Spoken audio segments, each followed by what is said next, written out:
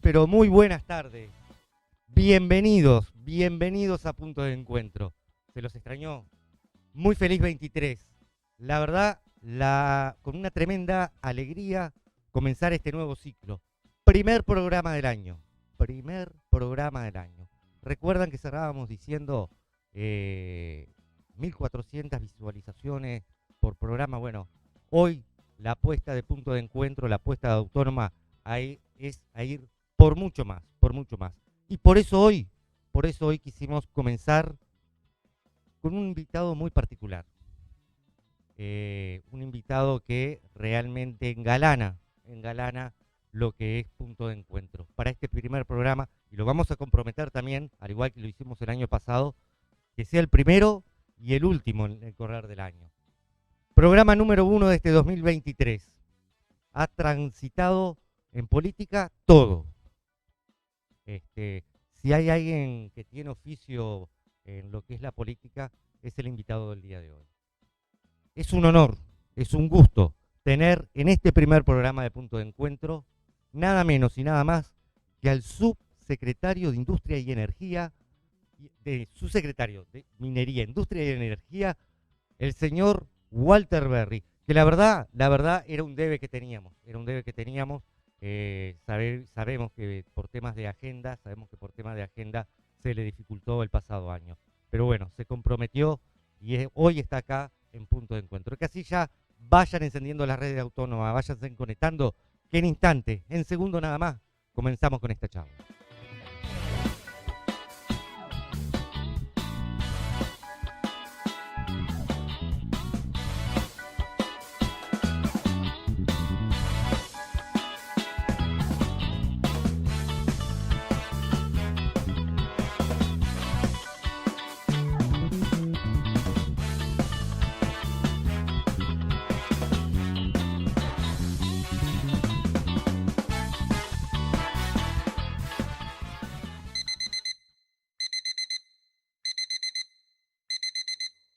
Se nota. Él se cambió a la facturación electrónica de B&G. Y eso lo tiene tranquilo, porque es más rápida, con respaldo y soporte en Paysandú, sin costos de postulación, simplemente pagando una cuota mensual accesible. Nosotros lo ayudamos. Elija B&G, la facturación electrónica que le conviene a su negocio con soluciones a medida. B&G, Desarrollo de Sistemas. Leandro Gómez 1213 o solicite un asesor de ventas al 098-555-608.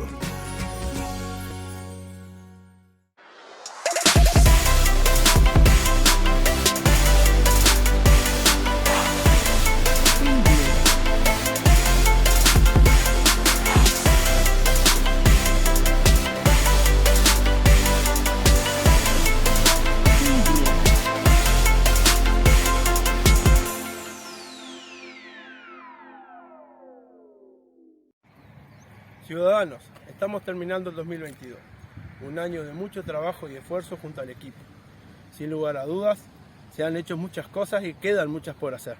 Para el año que viene, 2023, no solo desearles un muy buen año para todos, sino que también nuestro desafío de redoble de esfuerzo para seguir trabajando para todos los sanluceros. ¡Feliz 2023! ¡Fuerza, Paysandú!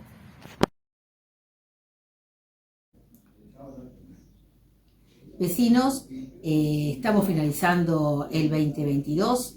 Es nuestro deseo que nos encuentre a todos unidos, juntos, como una gran familia, los vecinos del interior del departamento, los vecinos de Paysandú ciudad, trabajando codo a codo para lograr nuestros objetivos, que es mejorar la calidad de vida de cada uno de nosotros. Ese es nuestro compromiso. Sepan ustedes que cuentan con nosotros. Les deseamos un feliz comienzo del 2023. Estimados amigos, ha llegado prácticamente el final del año, unas fiestas que ya las sentimos muy cercanas, están prontas a llegar, así que es en este momento de balance, de introspección, que les deseo a todos ustedes unas muy felices fiestas, sobre todo que las puedan pasar en familia, juntos, con sus afectos, que eso es lo que nos sostiene para seguir adelante. Así que lo mejor, que nos encuentre el año 2023 trabajando y unidos por un Paysandú mejor. Muchas gracias. Bueno, gente, viendo la fecha que se aproximan, fechas muy importantes para toda nuestra comunidad, le deseamos desde nuestra dirección, la Dirección de Aseo Urbano y Paseo Público, una feliz Navidad y un próspero año nuevo, que nos encuentre juntos y trabajando para poner a un Paysandú de pie. Amigos de Paysandú, el gusto de poder llegar a ustedes a través de la pantalla para saludarlos, para desearles un muy feliz año. Ha sido un año difícil, pero también de concreciones. Comenzamos a concretar muchos cambios que durante la pandemia no pudimos hacer y que sin embargo eran parte de nuestro compromiso cuando le pedimos a la ciudadanía que votara un cambio, integramos un gobierno de coalición y llegamos al gobierno. Ni bien llegamos al gobierno, sufrimos 2 años consecutivos de pandemia que nos dilataron en las concreciones de muchas cosas. Este ha sido un año de muchísimo trabajo, de muchas dificultades, pero también de muchas concreciones. Hicimos mucho, tenemos mucho por hacer y algunas cosas aún están en proyecto, pero ténganle la seguridad de que vamos a hacerlas por el bien de nuestra gente. Ese fue el compromiso que asumimos hace 2 años y medio atrás y lo vamos a cumplir. Así que al llegar el fin de un año más, lo que nos resta es decirles gracias por acompañarnos, gracias por estar siempre. Hemos dejado lo mejor por el país, pero también por nuestro Paysandú, del cual nunca nos fuimos, en el cual seguimos viviendo y en el cual nos sentimos parte y defendemos todos los días en nuestro quehacer en el gobierno nacional. Así que solo me resta desearle a ustedes, a sus familias, lo mejor para este próximo año 2023 y la esperanza y la expectativa de que muchas cosas, más allá de las dificultades, se van a concretar. Feliz año para todos ustedes, amigos de Paysandú. Lo mejor está por venir. Walter Berry, la voz del Partido Colorado en Paysandú. Les habla Andrés Lima. Cada fin de año es una oportunidad para hacer un balance de lo hecho y una puesta a punto de los objetivos que aún restan cumplir. Es necesario seguir trabajando juntos, al lado de las familias, en barrios, pueblos, villas. Un saludo a todos y renovamos nuestro compromiso con una gestión seria y responsable.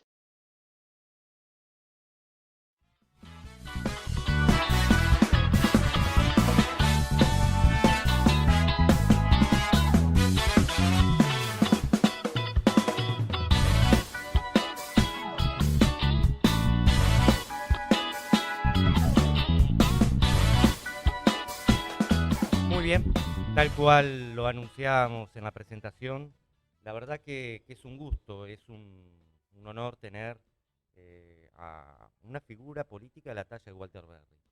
Le diría a Walter, esto no es una entrevista, yo no hago entrevista, esto es una charla. La idea es que te ubiques en ese lugar de comodidad, de seguridad, en tu casa, no sé, ese lugar donde vos te puedas distender, porque Punto de Encuentro tiene esta particularidad. Si bien vamos a hablar temas de actualidad, también queremos conocer un poquito a la persona.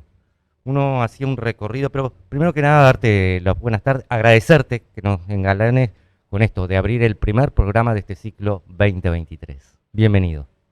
Bueno, después de esta presentación me siento un poco cohibido, te diré, pero gracias Jorge por los conceptos, sobran, está de más.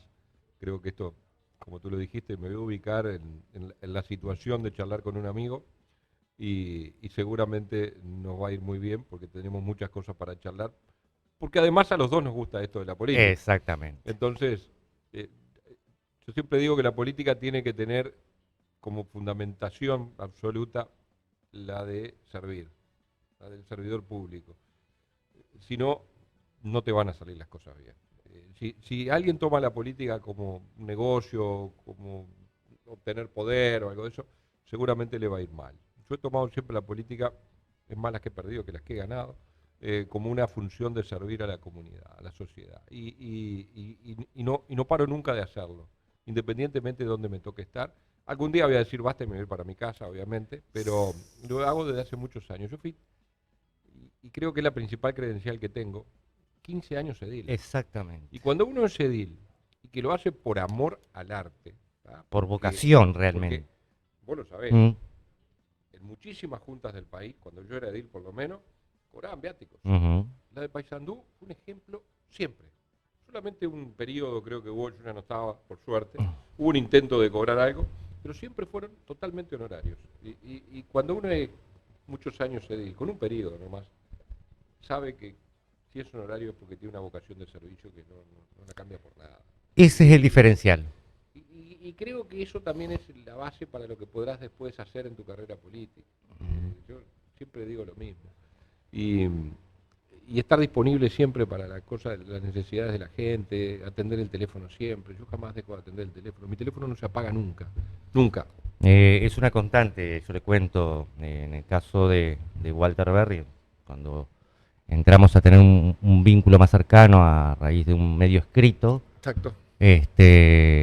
Realmente nunca dejó de atenderme y puede pasar un año que no le mando un mensaje, pero le mando el mensaje Yo contesto y, siempre. y al toque está... Lo único que no logro contestar es cuando me saludan por mi cumpleaños o ahora fin de año que pasó o la Navidad, porque realmente me saturan el teléfono y no me dan los Sí, minutos para poder contestar a los mensajes y retribuirlos. Pero después, en el día a día, siempre trato de estar al día con los mensajes. A veces me cuesta muchas horas y me cuesta a veces muchas horas de sueño, porque a veces contesto mensajes a las 12, 1 de la mañana. A veces tampoco puedo con los mails, y ese es un problema general. Le doy más importancia a las redes sociales, al WhatsApp, que a los mails, y a veces te perdés cosas importantes en los mails. Porque es más la institucionalidad, la formalidad, pero en el día a día el WhatsApp es algo fantástico. ¿Te hubieses imaginado, Walter, estar en el lugar que estás hoy? No, nunca. ¿En algún momento? No, nunca. Nunca, y es algo que voy a agradecer siempre a mi partido primero, que a mi sector, a Julio Sanguinetti, a Julio María, que fue quien decidió que yo podía ocupar uno de los lugares de viceministro, de subsecretario. La verdad no me lo imaginé.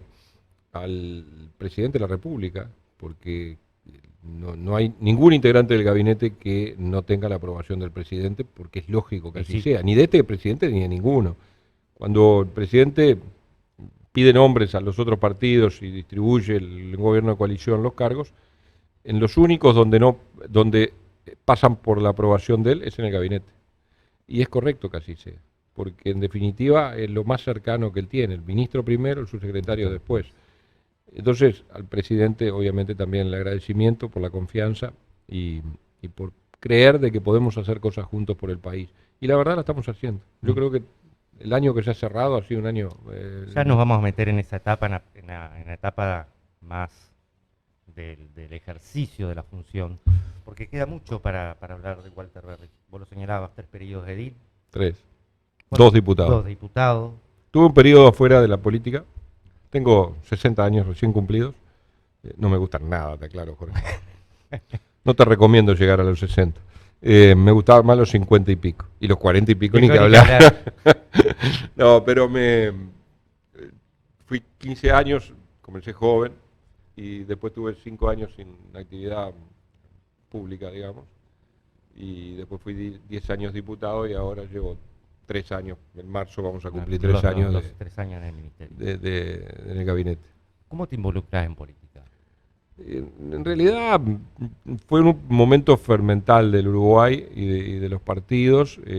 Yo pasé mis estudios de liceo en dictadura. Yo nací en el 62, mi escuela fue normal, en niño que iba a la escuela, hasta que cuando entré al liceo comenzó la dictadura. No tuvimos militancia gremial, no se nos permitía, al revés, era muy exigente con el uniforme, con el pelo, etcétera. Todo lo vivimos a eso. Y en el año 82, 83, cuando comenzó la apertura democrática, creo que ahí fue una explosión de deseo de militar en los partidos. Y bueno, yo me sentí atraído por el vallismo, básicamente, y por el vallismo y por Rivera. Yo soy muy riverista, más allá de que pueda ser un nombre que genere polémica, pero realmente yo creo que el que consolidó la independencia de nuestro país fue sin duda Rivera. Artigas fue el que la soñó, el que la planificó, el que la pensó y fue el gran estratega. Creo que las acciones de Rivera fueron las que permitieron de alguna manera consolidar la democracia. Hasta yo diría muy entrada después de declarada la independencia, ¿no? Sí. Pero ese es un tema que no vamos a entrar porque nos vamos hay que a ir muy lejos en el no, tiempo. Primer cosa, no todos los colorados tienen el coraje de llamarse riveristas. No. ¿Ah? Que yo al que denosta a Rivera lo invito a que lean la historia. Ahí va. Lean la historia. Cuando lean la historia van a darse cuenta de lo importante que fue militarmente para conseguir la independencia del Uruguay como tal y no como parte de la Argentina, que era lo que querían. Pero bueno, esa es otra historia. Lo que quiero decir es que, bueno, me incliné por el Partido Colorado viniendo de dos padres de partidos tradicionales. Mi madre era wilsonista y mi padre era vallista. Y bueno, yo me incliné por el vallismo. Pesó más papá ahí. Yo creo que pesó más la historia, los profesores de historia. Yo me involucré mucho con la lectura de la historia nacional, que me gusta mucho, aparte me apasiona mucho. Y repito, hubo dos figuras, hubo tres, Artigas es otro, pero Artigas está por sobre todos los partidos, no es posible edificar la pertenencia a un partido con Artigas, pero sí con Rivera y con Valle, sobre todo, que yo creo que en esa trilogía tenés la explicación de lo que es el Uruguay hoy. Pero repito, no vamos a entrar en eso. No, para cerrar esa parte y al final, bueno, terminé comenzando a militar en el Partido Colorado. Después me vinculé con el arquitecto Belvisi, entrando a trabajar en la Intendencia, porque obviamente, como todo, necesitaba trabajar, tenía 20 y poquitos años. No sé si me vio condiciones o qué, él es un visionario, es uno de los grandes intendentes que hemos tenido. Me llevó a trabajar cerca de él y ahí le fui tomando el gusto, sobre todo a la Intendencia, lo que era la gestión municipal. Aprendí muchísimo al lado de Belvisi, la verdad, muchísimo. Un maestro al cual le agradezco siempre, hasta el día de hoy, y que por suerte tenés la oportunidad está muy activo. Y bueno, en ese gobierno de Belvisi, que después viene Jorge Larrañaga como intendente, deciden que yo debía integrar la Junta Departamental, iba en el cuarto lugar de la lista, después terminé en el quinto, pero teníamos 11 ediles en ese momento. Qué momento lindo era ese, ¿no? Sí, perdimos la intendencia a manos de Jorge, lamentablemente fallecido, pero con Jorge tuvimos una etapa muy dura en ese primer periodo, muy dura, de mucho enfrentamiento, nos peleábamos todos, siempre, públicamente inclusive. Obviamente nosotros veníamos con la bronca de haber perdido y él venía con toda la bronca de habernos ganado y él quería hacer cambios en la intendencia. Si nosotros, todo eso fue una etapa muy fermental. Yo era muy joven además y él también. Él tenía algunos años más que yo, pero no tantos. Y tuvimos unos primeros, yo digo que no alcanzaron a 5 años, de mucho enfrentamiento. Y después, bueno, yo diría que recompusimos el diálogo hasta llegar a esta última etapa donde realmente era un amigo ya. Y la pena de la muerte, digo, me impactó mucho porque cuando llegamos al gabinete tuvimos algunas vidas medias paralelas, porque él llegó a la intendencia, yo llegué al edilato. Él llega al Senado, yo a los 5 años llego a la Diputación. Él llega a ser ministro, yo subsecretario. Entonces como que íbamos en paralelo y lo conversábamos. Lo conversábamos inclusive a eso. Y 2 por 3 me llamaba. Me llamaba para conversar cosas de Paysandú. Él tenía una obsesión con Paysandú, un cariño muy especial. Y me acuerdo, me llamaba, me decía, che, ¿cómo está viendo esto? ¿Cómo? De Nico, me acuerdo que me consultaba, ¿cómo lo ves? Y hablaba con el bozarrón. Y bueno, está. Obviamente que la muerte de él nos golpeó a todos porque no la esperábamos y porque además lo necesitábamos. Nos abandonó en el peor momento, digo, cuando más lo necesitábamos. Pero bueno, son las cosas de la vida a veces que parecen injustas, ¿no? Sí, que no las podemos manejar nosotros, además. Llega el momento, hay un momento que es interesante, que capaz no todos saben en lo que es la actividad política de Walter Berry. Un partido colorado que, de haber sido históricamente el partido de gobierno, básicamente, tuvo un momento que estuvo allá abajo, ¿verdad?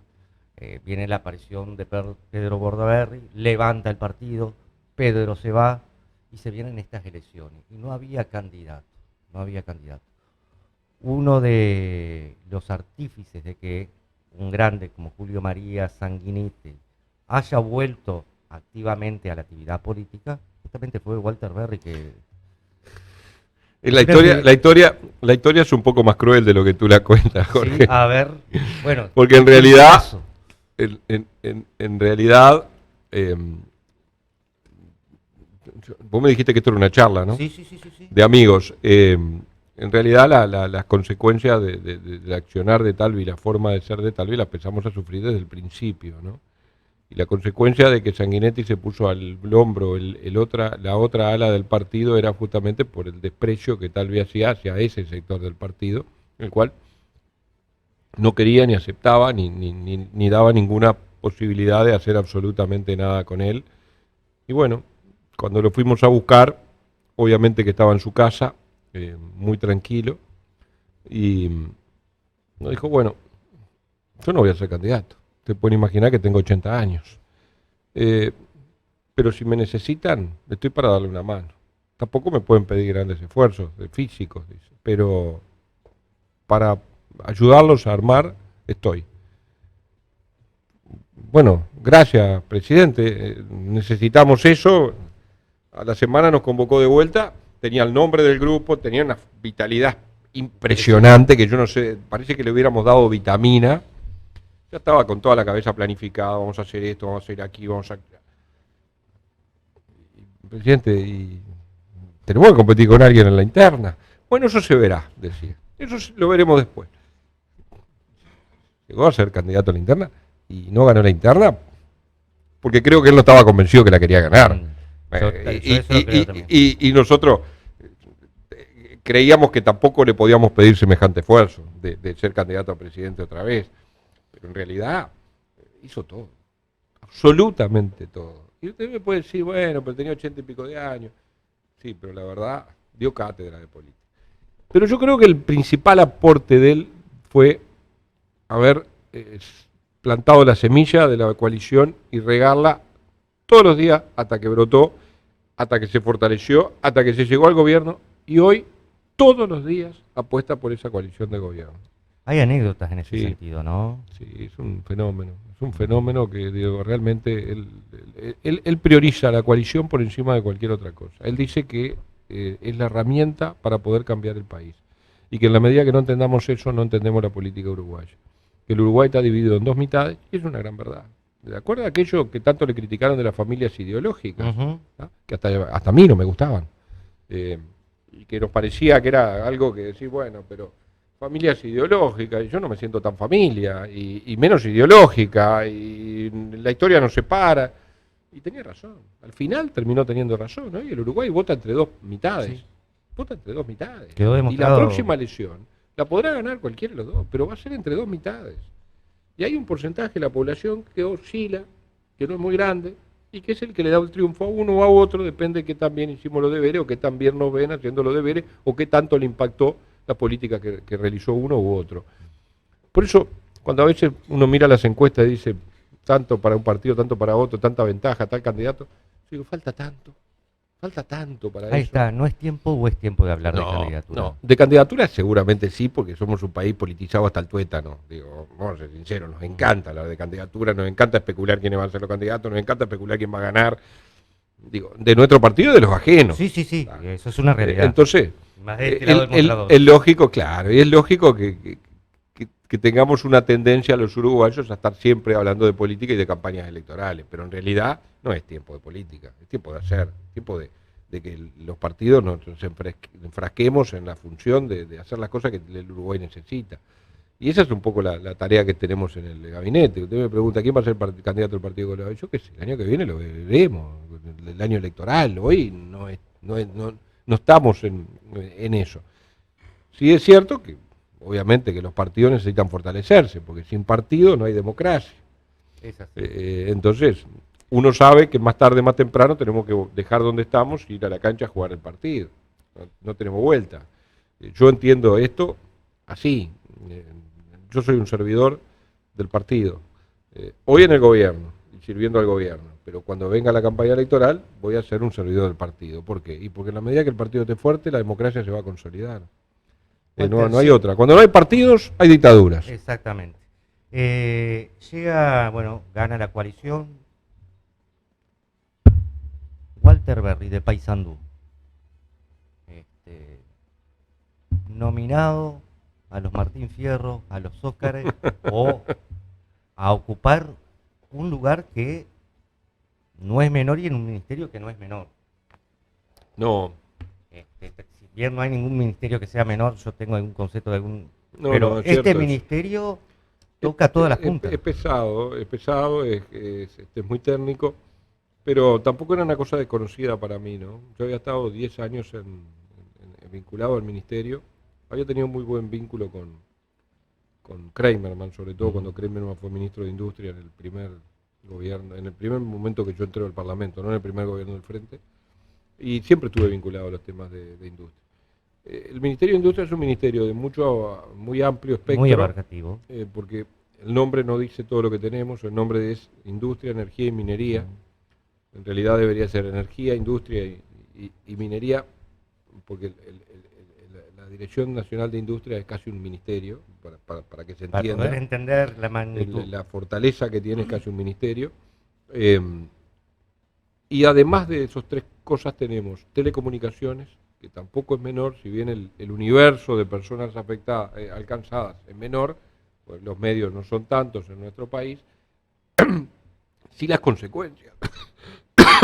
Porque imagínate que esto que estamos haciendo ahora es comunicación. Esto es comunicación. Entonces, el alcance de una radio, una televisión, es muy amplio. Bueno, la ley de medios te pauta lo difícil que es el tema con telecomunicaciones.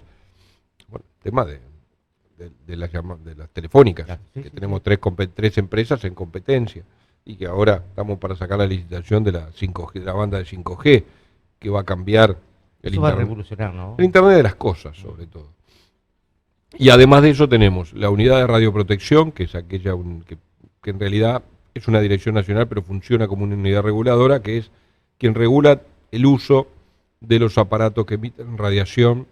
Nosotros no tenemos otra cosa que aparatos médicos en eso, pero allí el Ministerio tiene la Dirección Nacional y la Dirección de Pequeñas y Medianas Empresas, que es así, es importante porque es muy grande. El Uruguay es un país de pequeñas empresas, 97% de nuestras empresas son pymes. Exactamente. Así que bueno, si con industria y energía teníamos para entretenernos, con esas otras 4 también tenemos para entretenernos más. ¿Qué se siente, Walter, el hecho cuando te proponen ocuparte? O primero una gran responsabilidad, un peso enorme. No me lo puedo imaginar. Yo me acuerdo que me llamó Sanguinetti una tarde, yo estaba en una reunión, estaba por empezar una reunión que había convocado Nicolás Olivera, no recuerdo por qué tema, diciembre del 19. Del 19. Ahí enfrente a Plaza Constitución, allí estábamos. Y me llamó Sanguinetti para transmitirme la decisión de que la subsecretaría de Industria era para mí si yo la quería.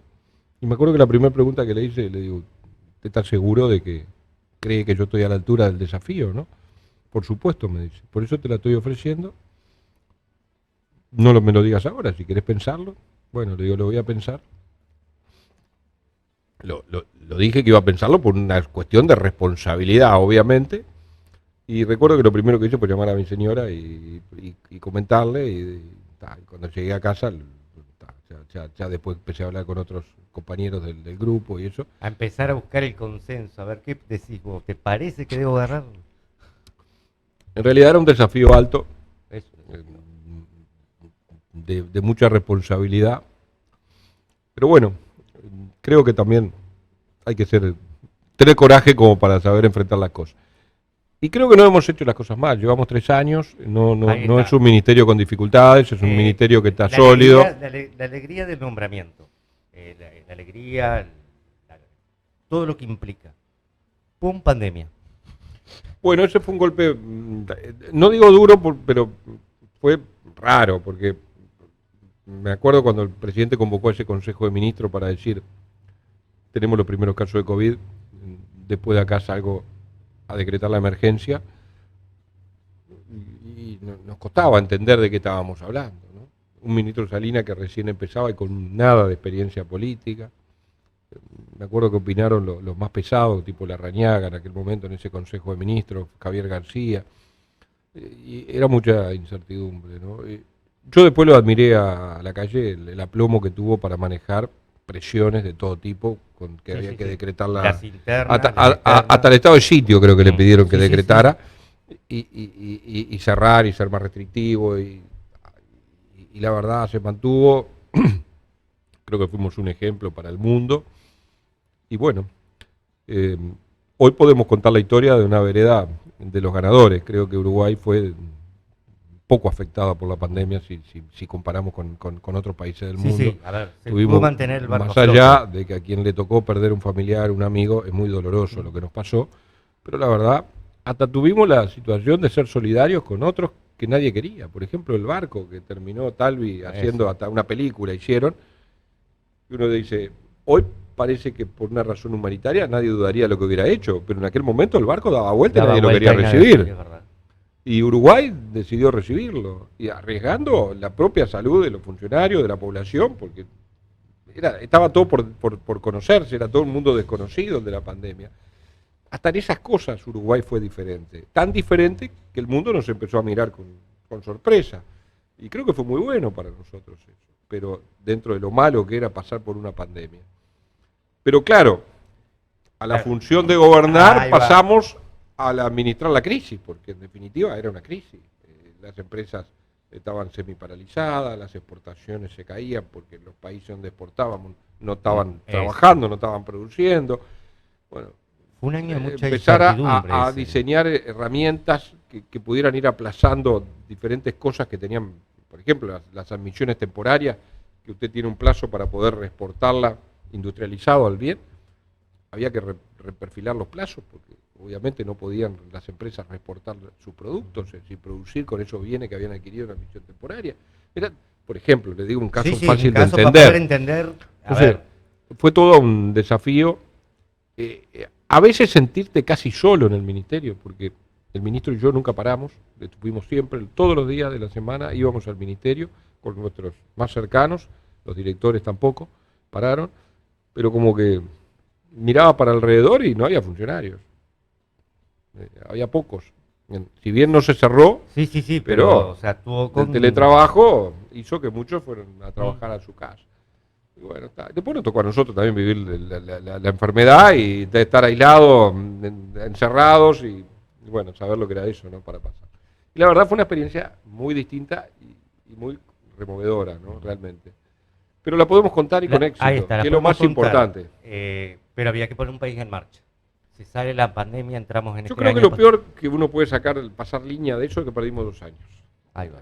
Si uno lo puede considerar pérdida, ¿no? Es decir, tenemos 5 para gobernar, usted puede administrar, bueno, en este voy a hacer esto, en este, más o menos planifica una gestión de gobierno, que estaba planificada. Bueno, resulta que en 2 años, lo que habías planificado para esos 2 primeros años, no era posible aplicarlo. Había que administrar una crisis. Y había que gastar recursos que no teníamos. No te olvides que nos entregaron un gobierno con un déficit fiscal de más de 5 puntos, con más de 10 puntos de desocupación. Más de 10% de la población estaba desocupada. Sí. Antes de la pandemia. Antes ¿Cómo se entregó el país? Y al rato de estar en pandemia teníamos 140.000 empleados en seguro de desempleo, bancados por el gobierno, por el Estado Nacional. Por suerte, vivimos en un país donde la red de contención social funcionó. Esa red que se creó a principios del siglo pasado funcionó y funcionó muy bien. La red ballista iba a decir, pero no quiero politizar la conversación. Pero es así. Entonces, el Banco de Previsión Social funcionó bien, el Ministerio de Desarrollo Social funcionó bien, los planes que ahí funcionan bien. El plan Ceibal, que creó el Frente Amplio, funcionó muy bien. ¿Y por qué no reconocerlo? Que fue una gran cosa que hizo el Frente Amplio en los años de gobierno. El Uruguay pudo seguir educándose a través de la conectividad que le daba Antel, empresa pública, a través del plan Ceibal, por ejemplo, y de las plataformas de la Ceibalita. Digo, hubo un entramado de contención social que funcionó y funcionó bien, y creo que es eso lo que de alguna manera nos permitió no tener que tomar medidas más extremas. Y bueno, mantener el barco a flote. Y lo otro, un plan de vacunación realmente perfecto. lo que parecía, ¿cómo vamos a hacer para vacunar a tanto en poquito tiempo? Que era lo que todos querían, vacunarse. Salvo algunos negacionistas, pero la mayoría queríamos vacunar. Y lo hicimos. Y no hubo problema, no hubo amontonamiento, no hubo vacunatorios VIP, nada. Todos sacábamos fecha por la web, por la plataforma, y nos íbamos a vacunar. Y hoy empezamos de vuelta a vacunarnos, ¿no? Hoy ya estamos vacunándonos otra vez. Pero quinta dosis. Quinta dosis, exactamente. Este año pasado fue un año raro, lo defino así yo. Sí, porque no fue un año malo. No. Fue un año raro. El raro. gobierno no fue un año malo. Fue un año malo para el presidente. Sí, bueno. Pobre presidente. Pero fue un año raro porque hoy podemos estar sentados acá conversando, podemos estar hablando de un aumento del sueldo mínimo, podemos estar hablando... la ley de reforma a la seguridad social que tiene media sanción. La ley de reforma a seguridad social... podemos estar hablando, pero el año fue raro, porque entre medio hubo un plebiscito, la LUC. Sí, que se ganó. Te sacó de la tarea también, porque yo te vi militar. Cuando llegó el momento, ahí todos volvieron a eso que vos decís. Lo que pasa es que estábamos militando por una ley que teníamos que defender porque era una ley de gobierno. Acá no era una militancia partidaria, era una militancia de gobierno. Es decir, esa ley nos importaba mucho porque eran cosas que teníamos que cambiar para poder aplicar nuestro plan de gobierno. Sin embargo, el palo en la rueda estuvo siempre para tratar de derogarlo. Se ganó y ese fue un punto alto. Por eso, entre otras cosas, a la hora de hacer el balance, ese es uno de ellos, positivos. Se ganó esa elección. Y no era poca cosa ganar eso y mantener los artículos de la LUC. Aparte, Jorge, hoy podemos hablar tranquilamente. Fíjate, ¿vos te acordás toda la catástrofe que iba a generar si la LUC seguía vigente y las razones por las cuales nos dijeron hay que derogarla? Sí, claro. Bueno, hace 8 meses que votamos, 7 meses. 7, 8 meses, sí. 9, no sé. ¿Qué pasó? Nada. No, absolutamente nada. Ninguna de esas catástrofes ocurrieron. Nada de lo que iba a afectar los artículos vigentes de la LUC afectaron a la gente. ¿Qué hicieron? Nos mintieron. Sí, se dijeron muchos disparates a lo largo de todo el año. Vos te puede gustar más o menos. Capaz que otro partido dice, no, yo esto no lo hubiera hecho así, lo hubiera hecho así. Pero no que era algo que estaba hecho profeso para perjudicar a alguien. Al revés. Nadie gobierna para perjudicar a nadie. Te podés equivocar, pero no vas a hacer algo porque vos pensás que la próxima también tenés que ganar. Entonces, cuando a veces decían tantas cosas de la educación, de la reforma educativa, cuando decían de las viviendas, del desalojo, de las madres solteras, ni me acuerdo de las tantas barbaridades que se decían de la LUC. A uno le daban ganas de salir a defender eso, porque estaban mintiendo, porque no era verdad, porque nada de eso iba a ocurrir. Y a la prueba está, se mantuvo la ley. Bien, uno puede decir, bueno, se mantuvo la ley, todas las cosas que dijeron la oposición que iban a ocurrir tienen que estar ocurriendo. No están ocurriendo. Se puede decir que en 2022 la oposición se caracterizó, y me hago cargo de lo que digo yo siempre, de la gran mentira. Yo creo que más que la mentira, yo creo que hay una avidez porque el fin justifique los medios. No importa lo que... Yo necesito destruir una gestión de gobierno porque quiero volver al gobierno. Y eso es un poco lo que a mí me parece que se extralimita cuando todo está mal, todo es negativo, todo no... A ver, como que hay un plan para no dejar gobernar. Esa es la sensación que uno tiene. Por ejemplo, en seguridad, ¿nos está yendo bien? No nos está yendo bien. Ahora, ¿estamos peor o mejor que antes? Estamos mejor. Sí. Uno puede decir, no estamos tan bien como nos hubiera gustado y como hubiéramos deseado y como queríamos. Sí, es cierto. Ahora, ¿estamos un poco mejor que antes? Sí, estamos mejor que antes. Entonces, ¿por qué no reconocerlo? ¿Por qué no ayudar en lugar de poner el palo en la rueda? Si podemos ayudar a que nos vaya mejor, ¿por qué no hacerlo?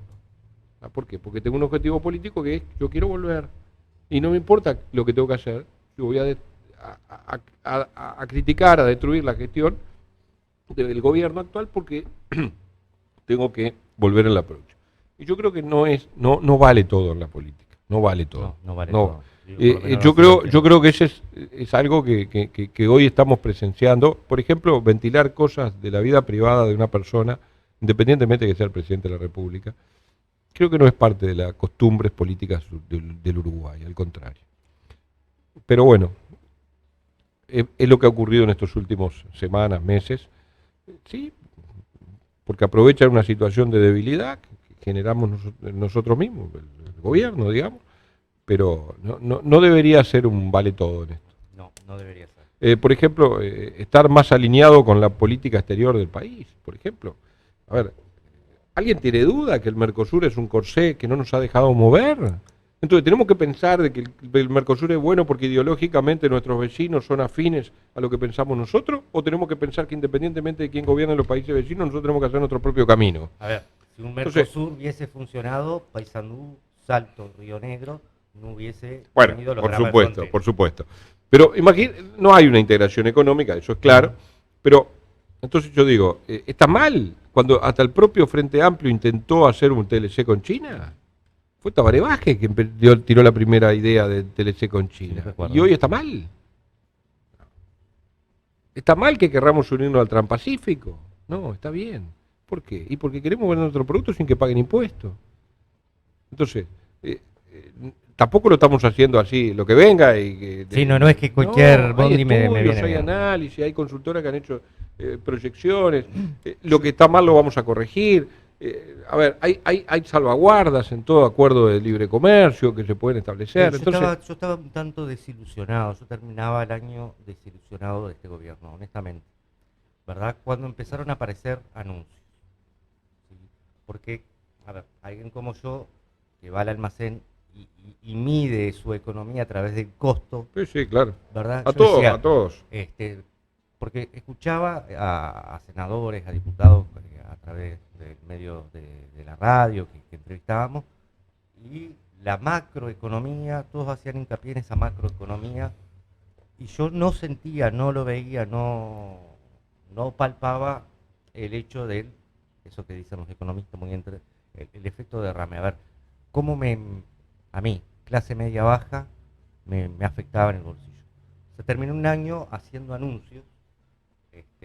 Nitromiere anunciaba sobre fin de año el aumento del sueldo mínimo, que eso mide, es un regulador para todos los demás.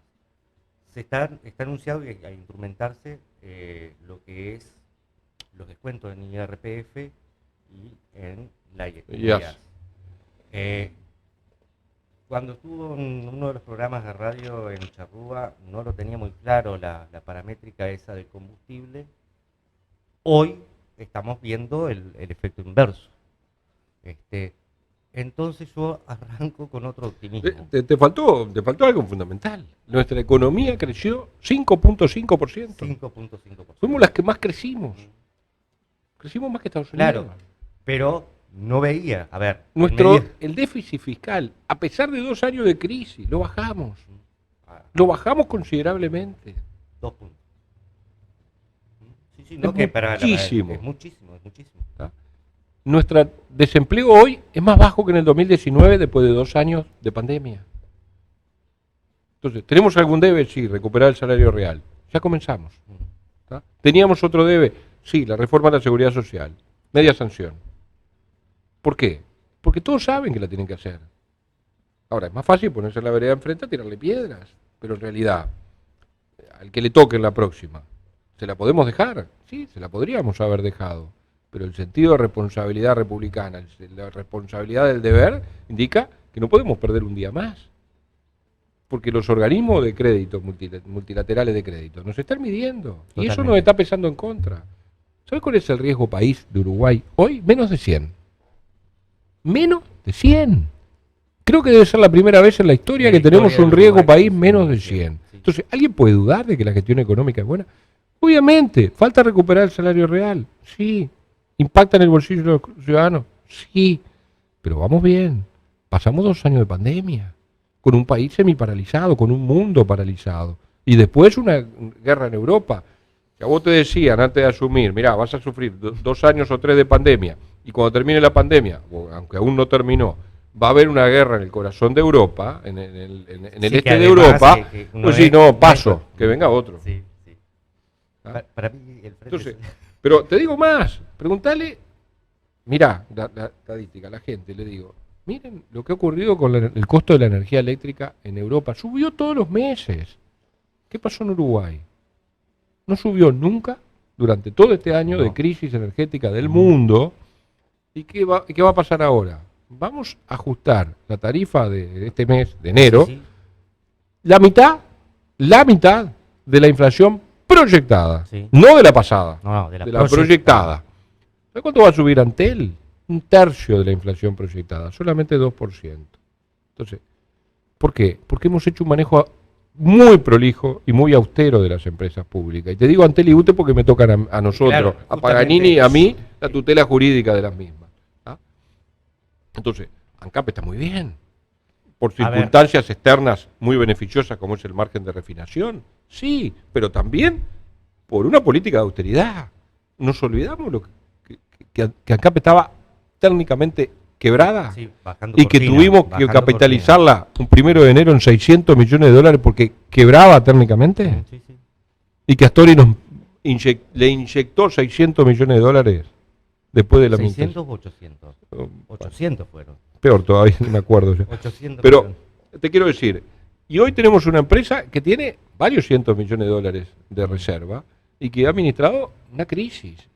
Y que va ¿Ah? a permitir Y en que este año desarrollar No. inversión en Paysandú. Y que le ha puesto espalda a no aumentar el combustible cuando nos tocaba aumentarlo. Porque todos esos meses que lo que dejamos de cobrarlo en el surtidor, lo pagaban CAP. Es decir, ¿eso es malo? No, es bueno, porque alivias el bolsillo del uruguayo.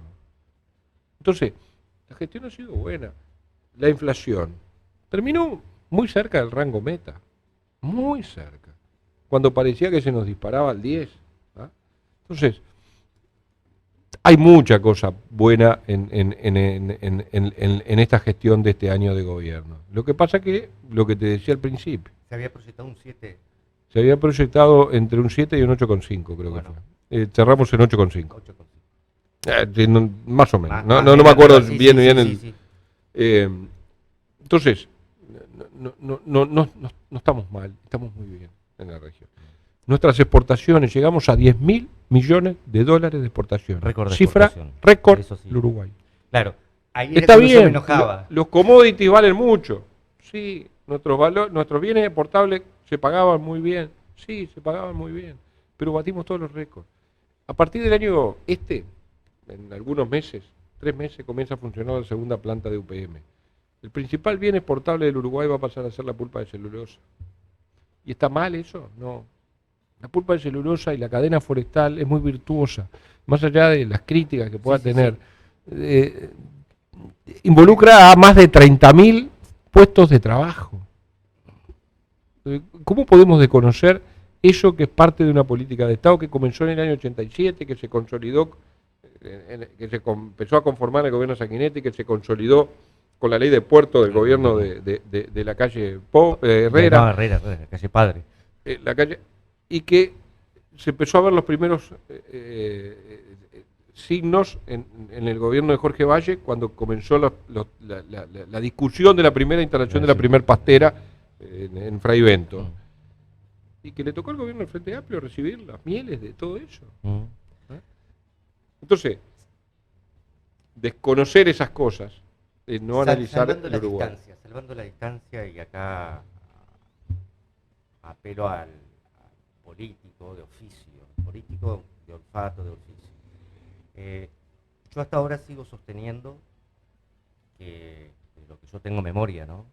El mejor presidente que ha tenido Uruguay es Jorge Valle, ¿verdad? De la dictadura para adelante. Me ha costado muchísimo. Yo veía en un momento en la calle Pou que iba a ser ese homólogo, o que quizás están dadas las condiciones para... Sí. Yo creo que la calle va a terminar con una muy buena gestión, una gran gestión, que lo va a catapultar a ser... De esos, porque a Valle se lo reconoce después de muerto. Después de muerto se reconoció que... Lo que pasa es que usted no puede analizar al presidente en el día a día. Si usted analizaría el día a día, Jorge Valle en algunos momentos fue odiado.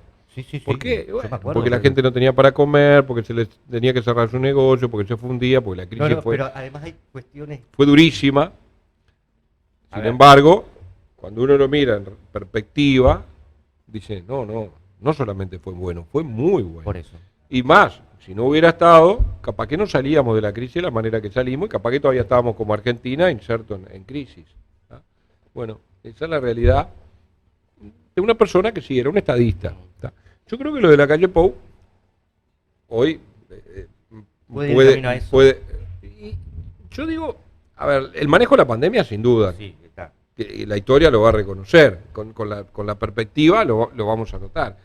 Porque aparte nos olvidamos la pandemia, ¿no? Sí, Digo, ya pasó, no es que pasó hace mucho y tiempo. ya, no nos acordamos el temor que teníamos, que vivíamos encerrados, que no, el tapaboca, etcétera. Bueno, está. Pero cuando uno mira para atrás y mira que la pandemia anterior había ocurrido a principios del siglo pasado, dice, justo nos tocó a nosotros. ¿Y cómo la administramos? Y la administramos muy bien. Y eso lo vamos a poder ver en una perspectiva histórica. Y yo creo que el manejo de la economía, no nos centremos en la pandemia solamente, porque si no van a decir, ¿hasta cuándo vamos a ir vendiendo lo bueno que hicimos en la pandemia? Está bien. Centrémonos en estos datos económicos que estábamos hablando recién ahora. ¿Usted cree que esto puede empeorar? No, yo creo que esto va a mejorar aún. Yo creo que hay cosas que son indiscutiblemente... Le pongo un ejemplo de mi ministerio, que es el que más conozco. La semana pasada, la última semana del año, con el ministro Lema, la prórroga del subsidio del 50% a la garrafa para los hogares beneficiarios del MIDES y de asignaciones familiares. Ese subsidio era de un 15% en el gobierno anterior. Y yo no estoy juzgando si estaba bien o mal, lo que digo es lo que era. Impactaba en 6.000 hogares. Había 6.000 personas que adquirían su garrafa todos los meses con un 15% menos del valor, con un 15% de descuento. 6.000. ¿Sabe cuánto estamos hoy? 136.000. Sí, casi me quedo corto con la... 136.000 hogares. ¿Aún? ¿A qué costo? A la mitad. A la mitad. Exactamente, no lo dije, tiene razón. Al 50%. ¿Tá? Le dimos al 50%, entonces, ¿cuál es la satisfacción? De que la gente lo necesitaba. ¿Y a quién se lo dio? A los que no necesitaban. ¿A quién se lo dimos? A los que lo necesitaban. Entonces, estamos en el 50% del público objetivo, ¿tá? De quienes son acreedores de un subsidio. Porque después, no podrá gustar o no esto que voy a decir, pero el subsidio lo recibimos todos, ¿no? Hoy estamos vendiendo el supergas por debajo del costo. Entonces, sí, que fue tema de discusión en su momento. Está bien, estamos subsidiando el producto. Sí. No estamos, una realidad, no estamos subsidiando el consumo. Digo, por eso es una realidad. Entonces, con esto que estamos demostrando, que estamos pudiendo llegar con una política focalizada a quienes lo necesitan. ¿Tá? Y la vamos a seguir acentuando, no tenga ninguna duda. Y seguramente el año próximo podamos decir que llegamos al 70% del público objetivo. Porque se va a tener que seguir manteniendo. Entonces, ese tipo de cosas son las que de alguna manera también pautan que hay atrás de esto un gran trabajo. ¿Tá? Que a veces... Yo por las primeras señales me entusiasman. A mí también. Me entusiasman, digo porque, a ver, yo la macroeconomía no la entiendo. Yo entiendo que subió el sueldo mínimo, eso va a impactar. Aparte subió en un porcentaje que hacía mucho que no subía, un 9% no es poca cosa. ¿Qué nos depara este 2023? Y bueno, si estribamos en eso, como dice el paisano, creo que vamos a tener un año bien montado, ya que sigo con los términos camperos, y seguramente vamos a tener un año bueno para el país. Seguramente no vamos a crecer a los valores que crecimos ahora de 5,5, está previsto un crecimiento menor, pero vamos a seguir creciendo.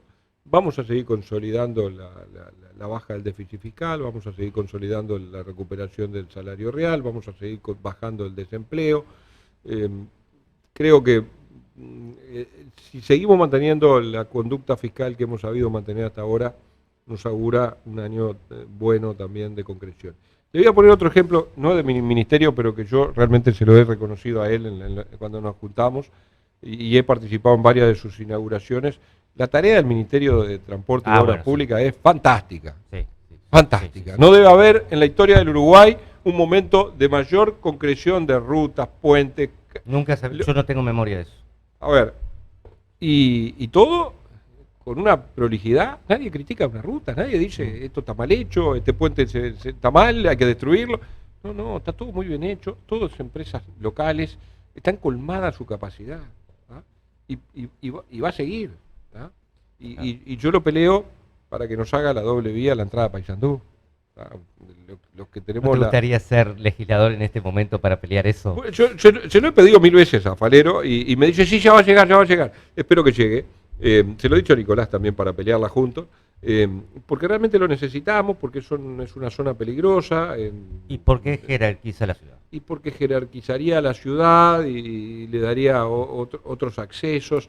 Digo, hay puntos neurálgicos muy peligrosos, como la avenida Wilson Ferreira Tunati y la ruta 3. Digo, bueno, no voy a entrar en eso, no me corresponde, pero lo que quiero decir es... Sí, ¿sabes por qué?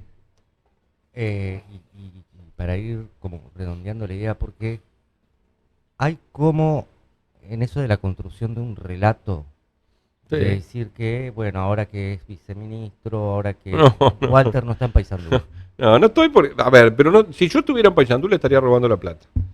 Porque me pagan para estar en el ministerio, cualquiera sea el ministerio, están todos en Montevideo, ¿tá? Históricamente han sido así. Sí. Entonces, si la gente me ve acá, es porque yo le estoy robando la plata. Porque no estoy yendo a trabajar. Entonces, eso no quiero hacerlo. Cuando me tenga que dedicar a la campaña política, que se queden tranquilos, voy a volver a Paysandú, voy a seguir peleando por Sí, pero Paysandú. las raíces están acá, vos todos los fines de semana te das Yo unos me vengo vueltitos. todos los fines de semana porque mi mujer está acá. Por eso, Mi hijo no. está en Montevideo, pero mi señora está acá. Por eso, Y no- sufre la consecuencia de mi desarraigo. Pues yo me voy los lunes de mañana temprano y vuelvo los viernes de noche. Y a veces tengo que venir los sábados, porque los viernes de tardecita tengo cosas y no quiero viajar de noche. Entonces, a ver, por favor, ahora cuando llegue el momento de salir a jugar, voy a renunciar al ministerio, porque no voy a hacer ese doble juego de hacer como que trabajo y no ir. Y voy a venir a pelear por Paysandú los votos y a trabajar por la candidatura del partido y para que la coalición vuelva a ganar. Pero lo voy a hacer ya lejos de la función. A mí me eligieron para estar en el ministerio y me pagan para estar en el ministerio. No puedo estar en Paysandú diciendo que estoy trabajando. Yo tengo que ir a trabajar a Montevideo. Fui durante la pandemia todos los días. Todos los días fui a trabajar al ministerio durante la pandemia, pudiendo haberme quedado en Paysandú. ¿tá? Pero no te instalaste en Montevideo, eso es lo que yo quiero dejar claro. No, yo sigo viviendo en Todos los Paysandú. fines- Estoy todos instalado los- por razones de necesidad porque todas las noches tengo que dormir de lunes a viernes en algún lado, de lunes a jueves. El viernes ya no duermo en Montevideo, me vengo para acá. Pero me quedo con mi hijo, obviamente, que está allá. Pero mi casa sigue siendo Paysandú. Yo sigo teniendo mis perros, mi gato, mi mujer en Paysandú. Por eso, esa es la persona. Sigo Esa es la- saliendo a Paysandú a pasear, a disfrutarla, a cenar, a comprar, al súper. Hoy anduve en el supermercado. Entonces, no, eso es un relato malicioso que bueno, por eso. que debe ser más de adentro que de afuera, te aclaro. Por eso, como nombraste la intención y esa charla con Falero de la doble avenida Los Accesos, Claro, pero seguís también ocupado por Paysandú. lo que pasa que sí, claro, mucho. Hay con ANCAP, hay un proyecto de ALUR, millonario en dólares. Sí. 1.500, Está bueno. Eso... No menos de 1.500 millones de dólares. Vos me preguntás hoy, ¿lo podés decir? No puedo, porque no está firme. Lo que hay es una intención, hay un proyecto, hay empresarios, sobre todo una empresa europea, que quiere producir metanol. ¿Para qué? Para alimentar flotas de buques de gran porte, portacontenedores, pesqueros, etcétera, etcétera. ¿Cómo lo quiere hacer? Con el CO2 de un proceso rico en CO2, que es el de la planta de ALUR de biocombustible, capturar ese CO2, ponerlo en una planta propia al lado ahí de ALUR y con hidrógeno verde generar el metanol y transportarlo por el río. Ese es uno de los proyectos. Hay otros que también tienen proyectos parecidos. Ninguno de esos proyectos baja de 1.500 millones de dólares. ¿Vos te podés imaginar lo feliz que me haría antes de irme decir, mire que esto va a comenzar en Paysandú en breve? El proyecto Tambor, que es en Paysandú, aunque lejos en Tambores, es parecido. Es metanol también. A partir del CO2 de otro proceso industrial, que ahí sí no puedo decir cuál, con hidrógeno verde, que van a generar energía renovable ahí en la zona. Paneles solares, molinos de viento, electrogeneradores, digamos. A ver, ¿sabe cuánto hace que venimos con ese tema?